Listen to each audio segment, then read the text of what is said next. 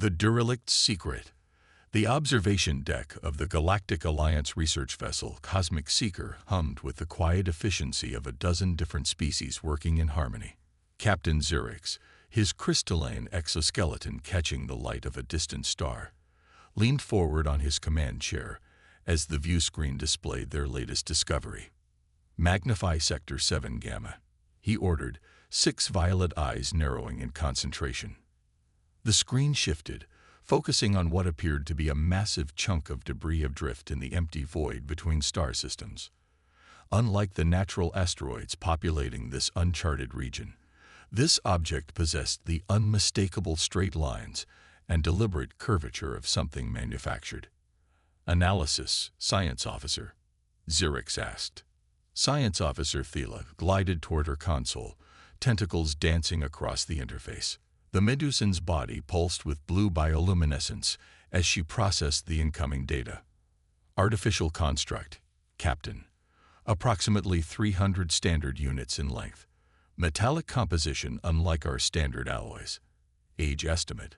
Her voice trailed off, tentacles freezing momentarily. "Captain, initial readings suggest this vessel is over 700 years old." A ripple of surprise passed through the bridge crew. The Galactic Alliance itself was barely 300 years old, a union of 17 spacefaring species that had come together after the devastating Void Wars. "Any match in historical databases?" asked Xerix. "None, Captain. Design architecture is completely unfamiliar." Security Chief Krovek, a massive Urson whose bear-like appearance belied his tactical brilliance, growled softly. "Weapons systems. Present but dormant," replied Thela. "Power signatures are minimal but detectable. The vessel appears to be in some form of low-energy conservation mode rather than completely dead." Captain Xerix's mandibles clicked thoughtfully. "A derelict from before the formation of the Alliance, possibly from the Dark Era following the Void Wars." He straightened. "Prepare an exploration team. Full environmental safeguards and defensive measures." 4 hours later, the exploration team stood in what appeared to be a cargo hold of the mysterious vessel. Their environmental suits glowed softly, illuminating the darkness that had persisted for centuries. "The atmosphere is breathable," reported Thela, consulting her scanner. "Gravity systems functional at approximately 0.9 standard. Temperature holding steady at life-sustainable levels." Chief Engineer Daxel, his reptilian scales shifting from green to curious blue, ran a specialized tool along one wall. "Fascinating construction. The metal appears to be a complex alloy I've never encountered before. Extraordinarily durable." The team moved deeper into the ship, passing through corridors designed for bictal life forms of approximately Alliance standard height. Strange symbols marked various doors and panels, not matching any known language in the Alliance database. "This architecture is purely functional," observed Krovek. "Built for efficiency, not comfort." His clawed hand brushed against what was unmistakably a weapons locker, though it remained sealed. Whoever built this was prepared for conflict. They reached what appeared to be the command center, a circular room filled with control stations and a central chair that clearly belonged to whoever commanded this vessel. Daxel approached the main console, his scanner humming. "There's residual power here. If I can interface with the system." A warning shout from Thela came too late. As Daxel's tool touched the console, lights flickered throughout the room. A holographic display sputtered to life above the central platform, displaying more of the unknown symbols rapidly scrolling by. "What did you do?" demanded Krovek. "Energy weapon half drawn." "Nothing intentional," Daxel replied, backing away from the console. "It seems to have triggered some kind of automated sequence." Through the sudden tension, a new sound emerged, a low hum emanating from the depths of the ship. The vibration traveled through the deck plates, signaling systems awakening after centuries of dormancy. "Captain," Thela called into her communicator, "the vessel is powering up." Multiple systems coming online throughout the ship. Xerix's voice crackled through the communication channel. "Return to the shuttle immediately. Wheel." His words were cut off as the ship's internal lighting suddenly activated, bathing everything in a cool blue glow. An automated voice spoke in an unknown language. Firm, clear tones that sent an involuntary shiver through the exploration team. "We should leave," insisted Krovek, but Thela was already moving deeper into the ship, her scanner leading her toward a sudden energy spike. "Wait. There's someone, alive on this vessel." Against Krovek's protests, the team followed Thela through newly illuminated corridors until they reached a sealed chamber. Inside, visible through a small viewport, were rows of cylindrical pods. Most showed signs of catastrophic failure, cracked exteriors, darkened control panels. But one, at the far end, pulsed with soft light. Daxel studied the door's control mechanism. It's a preservation chamber of some kind. Cryogenic suspension, perhaps. With careful manipulation, the engineer bypassed the security system. The door slid open with a hiss of equalizing pressure. The team entered cautiously, weapons ready despite Captain Zurich's explicit instructions that this was a scientific mission. The active pod's exterior was frosted over, obscuring its occupant. A display panel showed scrolling data in that same unknown language, alongside what appeared to be vital sign indicators. "It's a life support system," confirmed Thela, "and it's initiating a revival sequence." As they watched, the pod's surface began to clear, frost melting away to reveal the figure inside. The exploration team collectively stepped back in surprise. The being inside was bipedal, with a symmetrical face, 2 arms, and external auditory organs on either side of its head, similar in basic structure to several Alliance species.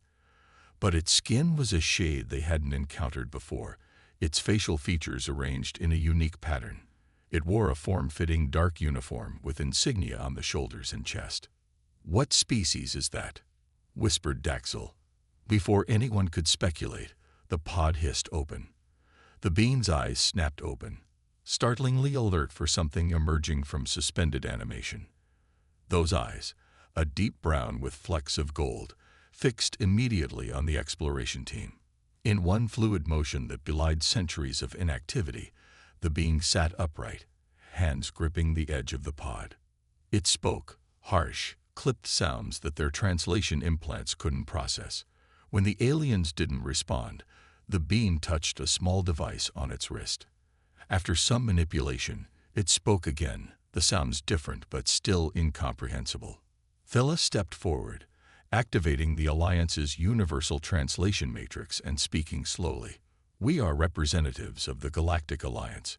We found your vessel adrift. We mean no harm." The being studied them, eyes narrowing slightly as it processed Thela's words. It attempted speech again, this time slower, enunciating each sound carefully. The matrix struggled, then produced a rough approximation. "Commander, Elena Reyes, United Earth Defense Force." The translation caused a shockwave through the team. Earth was a planet of legend, a world said to have been destroyed during the earliest incursions of the Void Harbingers, the terrible entities that had nearly consumed the galaxy before mysteriously withdrawing 7 centuries ago. "Human," ventured Thela, the word heavy with historical significance. The being, the human, nodded, a gesture they recognized from xenocultural studies of extinct civilizations. "How long?" Elena Reyes asked, the translation becoming clearer as the matrix adapted. Krovak stepped forward, his massive form tense. "Your vessel has been adrift for approximately 700 standard cycles." The human's expression showed no shock, only a grim acceptance. "Within expected parameters. Protocol Starfall initiated successfully, then." She stood, swaying slightly before stabilizing. Though shorter than Krovak, there was a density to her form, a contained strength that commanded attention. "Your species, the others in the Alliance, none were from Earth's defense coalition." "We have no record of an Earth coalition," Thela explained gently. "According to our histories, Earth was lost in the early Void War. Humanity was considered extinct." Commander Rice's jaw tightened. Not extinct. Strategic withdrawal. This vessel, the UDF Lazarus, was our final contingency. Her eyes hardened. The Harbingers. You call them that too. The Void Harbingers, confirmed Zerix, who had joined them despite protocol advising against the captain leaving the safety of his ship. They disappeared 695 years ago, after nearly consuming half the galaxy. A cold smile touched the human's lips. They didn't disappear. They retreated. She walked to a console and placed her palm against it. The ship responded, systems humming to higher power as displays illuminated throughout the room. The Lazarus isn't just a survival vessel, Commander Reyes explained, her fingers dancing across interfaces designed specifically for human hands. It's a weapon. The last weapon humanity created before sacrificing our homeworld to drive the Harbingers back. The central display activated, showing technical schematics of the vessel they stood within. What they had mistaken for a derelict research vessel was revealed to be something far more purposeful, a warship designed with singular intent. Humanity knew we couldn't win conventionally. Rice continued, bringing up historical battle footage that showed enormous shadow-like entities consuming entire planets, while human vessels fought a desperate holding action. So we changed the rules. Project Lazarus was our contingency, a ship carrying the seed of humanity's rebirth and the means of our vengeance, should the Harbingers ever return. But why only you? Asked Thela. Where are the others? Commander Rice's expression darkened. There were supposed to be 50 of us. The other stasis pods failed over the centuries. System logs show a cascading power failure 300 years ago. The ship diverted all remaining power to preserve the command pod. Mine. She straightened her uniform, the motion ceremonial, almost ritualistic.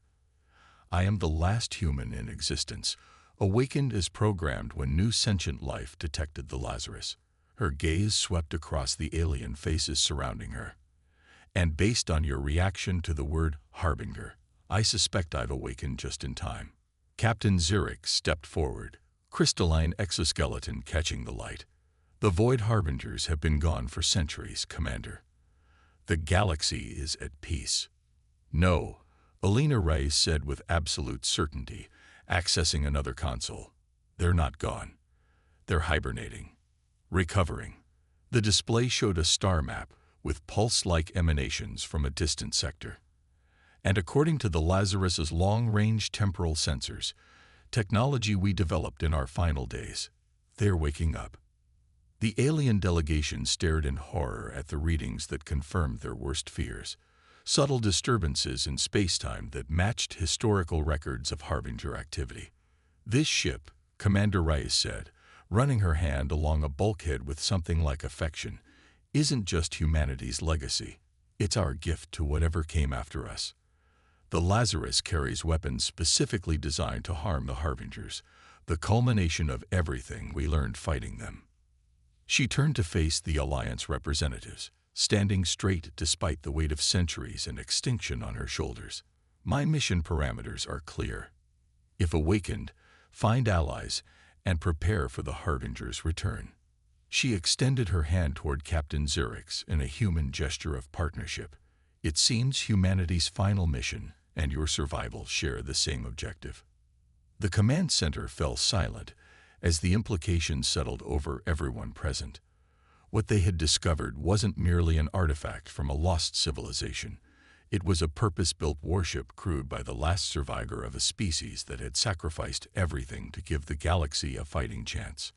And as the Lazarus's systems continued to awaken around them, lights brightening and engines humming with growing power, one thing became abundantly clear. The legacy of humanity was not one of extinction, but of defiance. Defiance reborn. The Alliance science team worked feverishly alongside Commander Alina Reyes in the engineering section of the UDF Lazarus. After 3 days of continuous effort, the ancient human warship was gradually awakening from its centuries-long slumber. Systems that had lain dormant for 700 years hummed with renewed energy, responding to the touch of the last human with an eagerness that surprised the Alliance engineers. "Your technology is remarkable," admitted Chief Engineer Daxel, his scales shifting to an impressed azure as he studied the ship's power core. "This isn't like anything in our technical archives." Commander Reyes smiled faintly as she calibrated a series of controls. "Necessity is the mother of invention. When your entire species faces extinction, innovation accelerates." She gestured to the pulsing heart of the ship. "This is a dimensional fold reactor. It draws energy from the boundary between dimensions. Theoretical science until the Harbingers forced us to make it reality." Captain Xerix observed from nearby, his crystalline form reflecting the reactor's blue glow. "The Alliance Council remains skeptical of your claims, Commander. The Void Harbingers have been absent for 7 centuries. Because we drove them back," Rise replied without looking up from her work. "At terrible cost." Her fingers paused over the controls, and for a moment, her composure slipped. Behind her eyes played memories from another time. Earth's last days. Billions of humans evacuated to colony worlds, while the defense forces made their final stand. The decision to convert their home planet's core into a dimensional disruptor had not been made lightly, but there had been no alternative. "Commander." Thala's gentle voice pulled her back to the present. Rise blinked, professional mask settling back into place. "Sorry, old memories." She tapped a series of commands into the console. "Access historical archives. Earth Final Defense Initiative. Authorization, Rise Alpha 71. The ship's systems responded immediately. A holographic display materialized in the center of the engineering bay, showing Earth, a blue-green jewel suspended in space. As the Alliance team watched, massive shadow-like entities appeared near the planet. Vast, shifting forms that seemed to exist in more dimensions than the 3 they could perceive. "The Harbingers aren't just aliens," Rise explained as the hologram showed human fleets engaging the shadows with weapons that bent light and space. "They're extra-dimensional beings that feed on conscious thought. They don't just destroy worlds. They consume the very concept of civilizations that existed there." The hologram shifted to show Earth glowing with unnatural energy, a massive technological construction visible at its core. "Operation Final Light," Rice said softly. "We converted Earth's core into a dimensional inversion device. When detonated, it created a pulse that forced the Harbingers back into their dimension and sealed the breach they used to enter ours." Her voice hardened. "But the seal was never going to be permanent. Our scientists calculated it would last between 500 and 800 years." The Alliance aliens watched with horror as the hologram showed Earth imploding, the dimensional pulse expanding outward, and the Harbinger shadows retreating before it. 10 billion humans had already evacuated to colony worlds, Rice continued. But the Harbingers hunted them down one by one. Project Lazarus was our final contingency, 50 of our best soldiers and scientists in stasis, aboard a ship designed to fight the Harbingers when they returned. Her expression darkened. "I never expected to be the only one who survived." "But your ship's sensors detected their return?" asked Xerix, mandibles clicking with concern. Rise nodded, pulling up another display showing subtle distortions in spacetime. "These energy patterns match those we recorded before their first appearance. They're testing the dimensional barriers, looking for weak points." Security Chief Krovek, who had remained silent throughout the presentation, finally spoke. "If what you say is true, the Alliance has no weapons capable of fighting these entities. Our greatest weapons are designed to combat physical threats." "That's why the Lazarus exists," Rise replied. She moved to another console and entered a complex sequence. A section of the engineering bay's floor slid open, revealing a weapons rack holding devices unlike anything the Alliance representatives had seen before. Dimensional disruptors, phase shift torpedoes, consciousness pattern scramblers, all designed specifically to harm beings that exist partially outside our reality. Phila drifted closer to the weapons, her tentacles pulsing with curiosity. "These operate on principles our science doesn't yet understand. I can teach you." Rice said. That was part of my mission parameters. If humanity fell, ensure other sentient species could continue the fight. Before anyone could respond, alarm signals blared throughout the ship. Both the Lazarus and the Cosmic Seeker had detected something approaching. Fast. Multiple vessels entering the system, reported an Alliance officer through the communication channel. Configuration unknown, but their energy signatures are disturbing. Rays moved instantly to the bridge, the Alliance team following. The main view screen showed 3 ships approaching, if they could be called ships. Unlike the solid, defined vessels of the Alliance, these were shifting, shadow-like constructs that seemed to bend light around them. Harbinger scouts. Rise breathed, her face pale but resolute. They must have detected the Lazarus reactivating. Captain Xerix turned to his communication officer. Order the Cosmic Seeker to retreat and warn the Alliance. Wheel. No time, interrupted Rice. Those aren't just scouts. They're advanced forces. They can move faster than your engines. She took a deep breath and squared her shoulders. Captain, I need your people to help me bring this ship fully online. The Lazarus isn't just a weapon carrier, it's the weapon itself. A moment of tension hung in the air as Xerix considered. Finally, he nodded. Tell us what to do. The next hour passed in controlled chaos as Commander Reyes directed the Alliance crew in activating systems that had lain dormant for centuries. Her training took over, muscle memory guiding her through protocols practiced countless times before her long sleep. Dimensional fold reactor at 80%, reported Daxel. Weapons systems coming online. Phase shift field generators active. Added Thela from another station. Though I don't fully understand their function. Rice moved among them, correcting, guiding, explaining in terse phrases the basic principles of technologies humanity had developed in its final desperate years. There was no time for detailed scientific education, only enough instruction to make them effective in the coming battle. They're changing course, announced Krovak from the tactical station. Heading directly for us. Estimated contact in 10 minutes. Not yet, muttered Reyes. We need more time. She turned to Xerix. Captain, I need every power source from your ship transferred to the Lazarus. We need to accelerate the startup sequence. That would leave the Cosmic Seeker defenseless, objected Krovak. You're already defenseless against the Harbingers. Reyes countered. Your weapons can't touch them.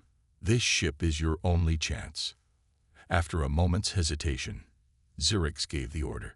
Power conduits were hastily connected between the 2 vessels, diverting the Alliance ship's energy reserves into the ancient human warship. Systems that had been sluggish in their revival suddenly surged with new life. Dimensional fold reactor at full capacity, announced Daxel with surprise. All systems operational. Rice took her position at the command chair, a position last occupied 7 centuries ago. Her fingers flew across the controls with practiced precision. Initiating dimensional phase shift. All personnel, prepare for sensory disorientation. A strange vibration passed through the ship, and for a moment, everything seemed to exist in double vision. The Alliance crew staggered, their senses struggling to process what was happening. What did you do? Gasped Thela, her tentacles flailing. Shifted us partially out of phase with normal spacetime, Rise explained.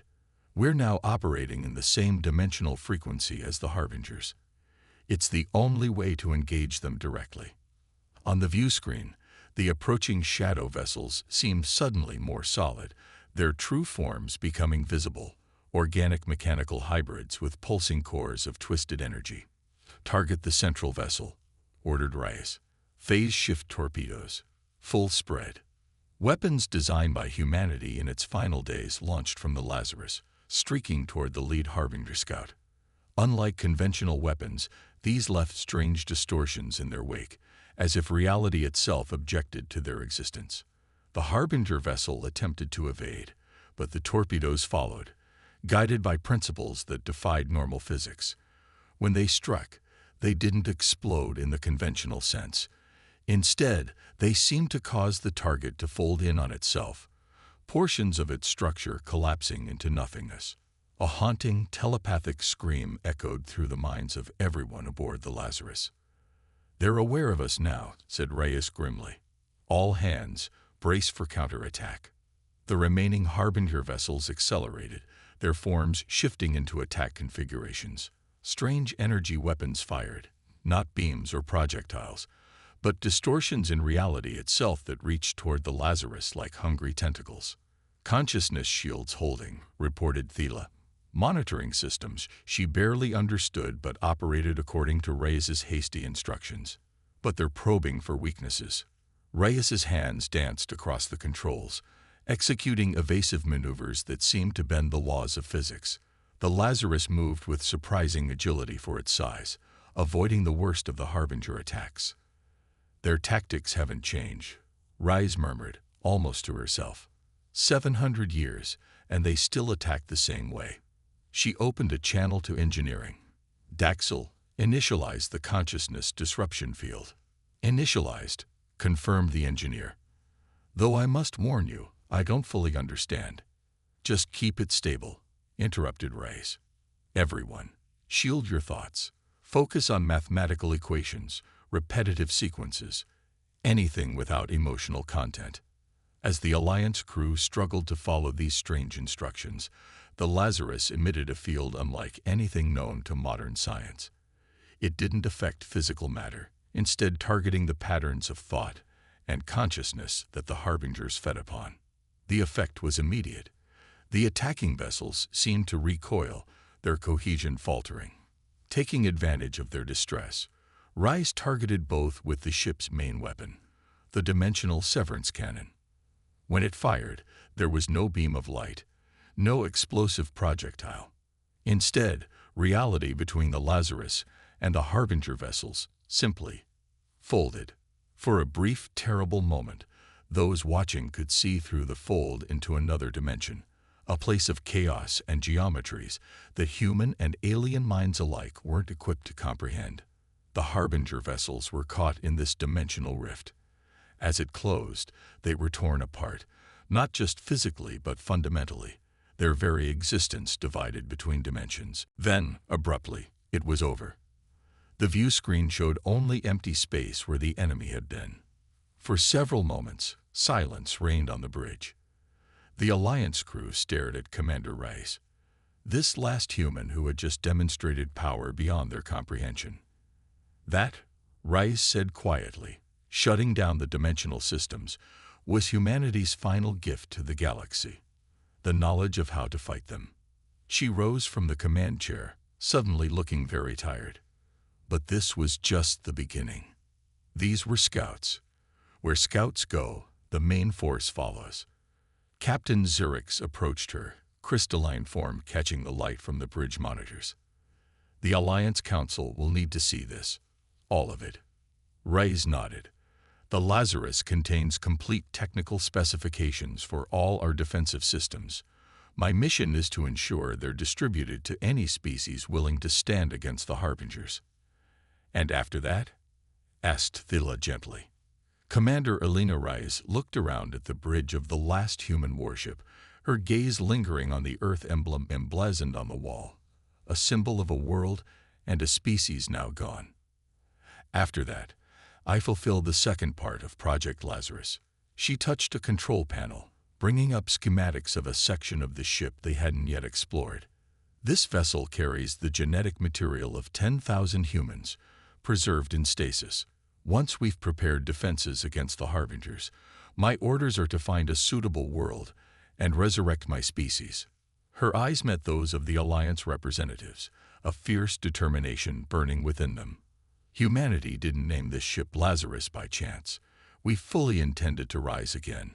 3 weeks later, the UDF Lazarus docked at the Galactic Alliance Central Station orbiting Harmonious Prime. News of what had happened spread quickly through Alliance space.